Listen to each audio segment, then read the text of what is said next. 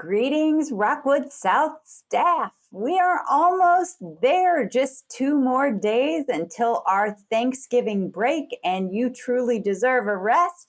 But for now, it's Friday, so you know that means it's time for a blast.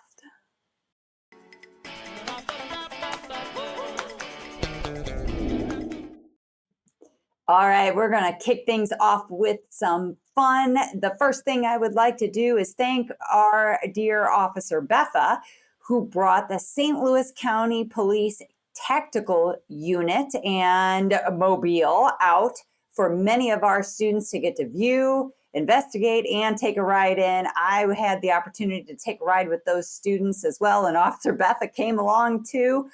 Whew, that was a wild ride, but the kids had an absolute blast. And that's something that they're always going to remember. So kudos to Officer Betha for always looking for fun and engaging ways to allow our kids to experience things. And so once again, I know they won't forget this. On that same week and same day, we also had our National Junior Honor Society induction ceremony. I want to give a shout out to Kristen Engel and to Beth Brinkley. They did just an amazing job of organizing that night. And I know, once again, that's going to be an event and an evening that our kids will not forget, and neither will their parents. And next, I would like to celebrate our phenomenal band staff. You guys know we've got a band that is second to none, and that is because of our band team.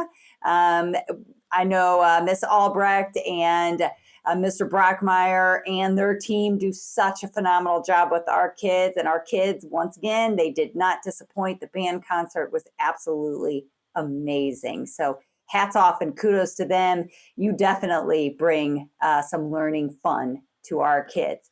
Now I want to get into a little bit more learning and instructional strategies. Okay, guys, we had a whole lot of cooperative learning going on, and I was so excited to see it. I'm going to give you just some highlights here. In Mr. Grasser's social studies class and Greg Setley's social studies class, they both engaged kids in what they call a quiz trade. And they did an excellent job of modeling the activity for the kids before they expected the kids to do it. They gave kids slips of paper, and on these slips of paper, it either had vocabulary terms or academic language that the kids needed to refresh their memory on from either the last class period, or it would give them a preview into what they were going to learn in that class period. So essentially, kids would have to come meet with one another. They would quiz one another. The answers were on the back side of that sheet. Then after each had quizzed, they traded sheets and found a new partner. Both classes did an excellent job of this. Max Grasser, I loved how you engaged with your kids throughout that whole activity. You were a part of the activity. Nicely done, guys. And then in Miss Biddle's 8th grade science class, she engaged her kids in a think, pair, share. What I love that she did is she made certain that all of the students individually thought through their response, their evidence for their response before standing up and then going to find a partner to engage in the sharing portion of that think, pair, share. A lot of times we tend to forget about the actual think part, that kids need some time to really reflect on what they're going to say and write down their response. After the kids engaged in the sharing, Miss Biddle then had them all come back to their seats and was very open about anyone in the class could share responses, either that they shared with their partners or that they learned from their partners. She also included a component where kids could revise and add on to their responses so that they were prepared for that particular class period with things that they had learned from their classmates, either through the thinking part with partners or through the overall class discussion. In looking at all three of these strategies, guys, what I absolutely have to highlight is that all of them get kids up and moving. So they're engaged in this cooperative learning where they're learning from each other. But remember that movement primes the brain for learning. And so every single one of those activities did an excellent job of getting our kids up and moving as well. Great job to all of you. that are implementing these strategies, and reach out to Mr. Grasser or to Mr. Sutley or to Ms. Biddle if you want more information on how you can do this in your class. Next up, I would like to highlight Mr. Adam Ball's class. His design and modeling class did a great job of engaging kids in some authentic reflection and goal setting. The kids created skimmers. And as part of this creation, the kids had to determine the design. They had to look at if they will use weight or how much weight will be placed onto their particular structure. And then they were launching them down our halls. This is actually how I found them. They were busy launching these projectiles down the hall, and with the goal of seeing how far they could get each of their skimmers to launch. The natural and authentic reflection that occurred after kids were launching these skimmers was really fun to watch, because every time they did this, they would go get their skimmer and they would consider, what do I need to change to make my skimmer go further? Is it the design? Do I need to add more weight? Do I need to take some weight off? The other thing that they were naturally doing was comparing their skimmer up against the skimmers of their classmates. And so they were looking very carefully at the different designs, and well, he added more weight and that could have been why his went further. I mean, just the level of reflection that was taking place as they were, implementing this design technique was fabulous. And I did see one student who was Sawyer Sanders, actually, who launched his skimmer 94 feet. I actually watched him count it, so it was 94 feet. Just an amazing job. But thanks to Mr. Adam Ball for engaging our kids in this authentic learning experience. And if you want more information on how you can do this in your class, I know Adam will share with you. Last but not least, I want to share with you some grouping strategies that I saw while I was in Miss Davis's class. Guys, the way in which we group kids for cooperative learning is critical. Those structures that we put into place, it's not as simple, we know this, as just saying, okay, here's your assignment, find a partner, work. I mean, we need to be intentional about how we're structuring cooperative learning, and grouping is key. I've got some things that I have highlighted or circled to point out to you about just the number of ways that Olivia Davis groups her students. You're going to see that there is an arrow that's pointing to a colored border around one of those whiteboards. Every single whiteboard in her room has a different color around the border. That's one of the ways she groups kids. You're also going to see another spot on the whiteboard where there is a number and a symbol. The number and the symbol represent two more ways that she groups kids and randomly to get them working on those vertical whiteboards. And then the third and fourth way is actually circled in that student's hand.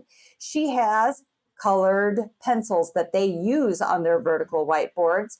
Every single, there's a number of different colors that she can give out to students, and they may match up by color.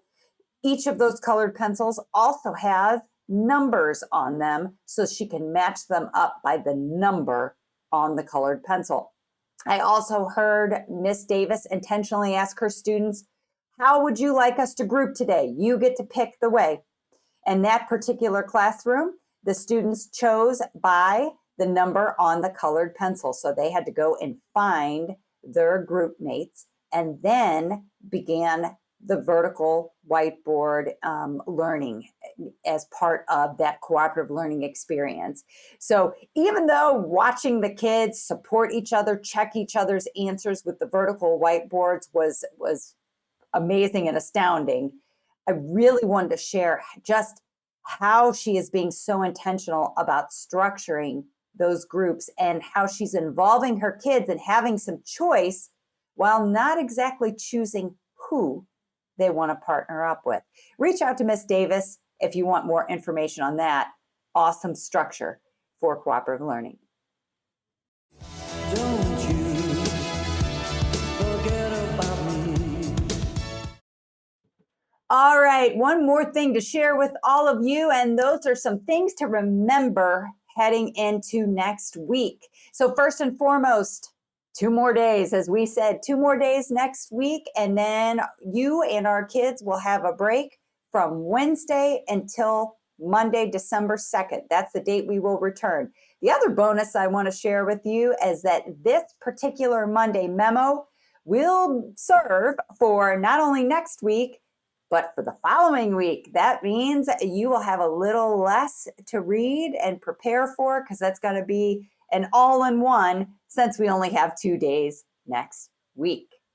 The next step in our agenda of remembering will be about our Renaissance and Falcon Fun Day celebrations. Please, if you didn't see that in the midweek update, check out the schedule. Make sure that you're prepared for that. You're also going to have assembly or celebration slideshow with lots of expectations for kids, as well as a broken down schedule for kids to help them to know where to go on that Tuesday. Make sure you show that to kids during your advisory on Monday. And last but not least, in celebration of all of our students, and we have many who qualified for Renaissance, please wear your Rise Like a Falcon t-shirts on Tuesday.